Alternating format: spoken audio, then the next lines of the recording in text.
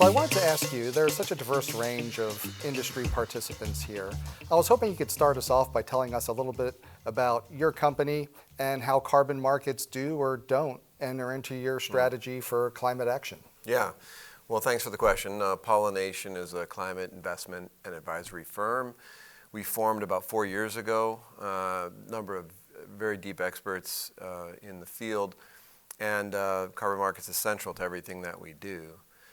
Basically, we're advising governments, investors, project developers, corporates on this transition to net zero, and you can't get there without carbon markets and responsible use of these tools, because we need every tool we can get. So that informs our advisory work, and on the investment side, we have a joint venture with HSBC called Climate Asset Management, and one pillar of that is investments into high integrity nature-based solution carbon.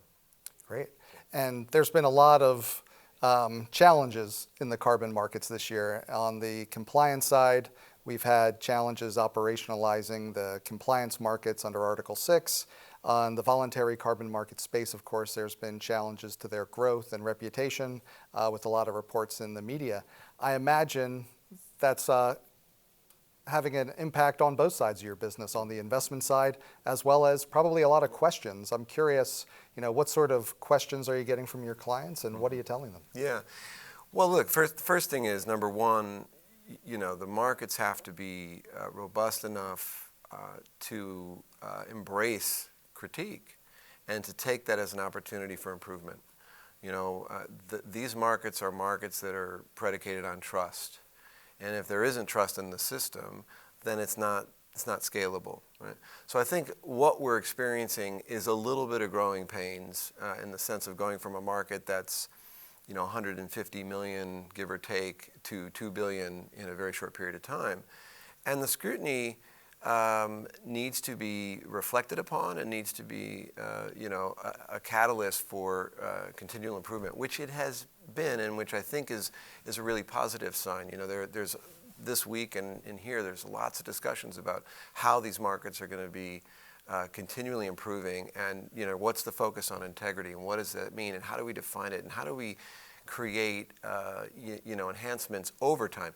There are no perfect markets. There is no perfect solution, and this is a journey that we're all going to have to go down, but be sort of respectful of the criticism, but at the same time not be deflated by it, because at the end of the day, despite the sort of the recent criticisms, there is not another viable alternative to the degree to which capital has been mobilized to support certain interventions, in particular in these emerging market countries.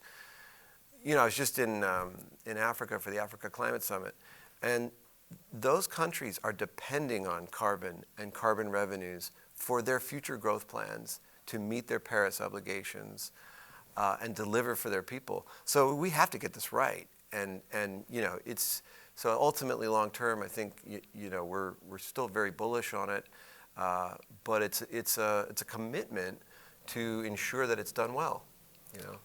Those are great messages to bring to the conference. I'm curious, are there any other ideas that you wanted to share with the other participants while you're here, or is there anything that you've heard at the conference so far that you're like, oh, I want to take that home with me? So yeah, so there's sort of three things I would say. One, this idea of making sure communities are at the center of the undertakings and receive the benefits, because without community support on the ground for the activities that are reducing emissions and creating benefits, they're not going to be durable. And we've known that for a long time, but the recognition of that is really key. And so defining, what is a really best-in-class process and substance for benefit sharing, I think is a really good conversation to be having. Second one I'd say is the role of technology. There's a lot of buzz about technology, MRV, digitalization, and all that. And I think it's really essential, and we need to leverage those tools. But we also need to be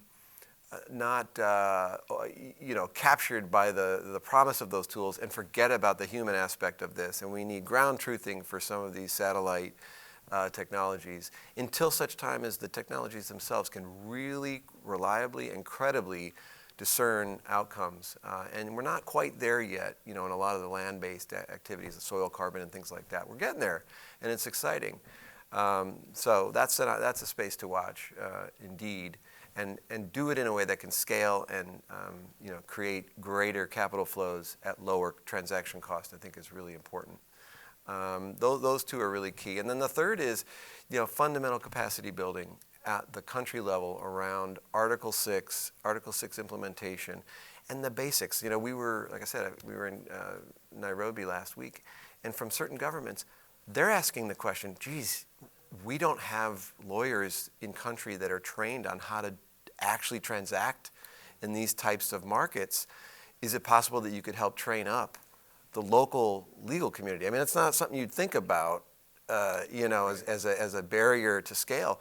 But if you don't have capacity built from the ground up in the places where the transactions are going to originate, it can present some barriers to scale. And we want those countries to be in positions to negotiate and advocate in the best interest for themselves. And so that's another exciting development. Yeah, and for my final question, I've been asking everyone, is there something along the lines of the standards, the technology, or the tools that you see as crucial that we need to develop next to make net zero possible? But from what you're saying, it sounds like, in your view, it might be the human factor that might be the most important thing we need to get right. I think you can never forget about that, and just assume that technology is going to solve all of these problems. Going back to the point of trust, if this doesn't result from a process that has buy-in from civil society and communities and governments, the technology is not going to solve for that. It's just, the technology is a tool. Humans need to use the tool wisely. Terrific. Well, thanks so much for joining us. Really appreciate you taking the time, Rick. Yeah, my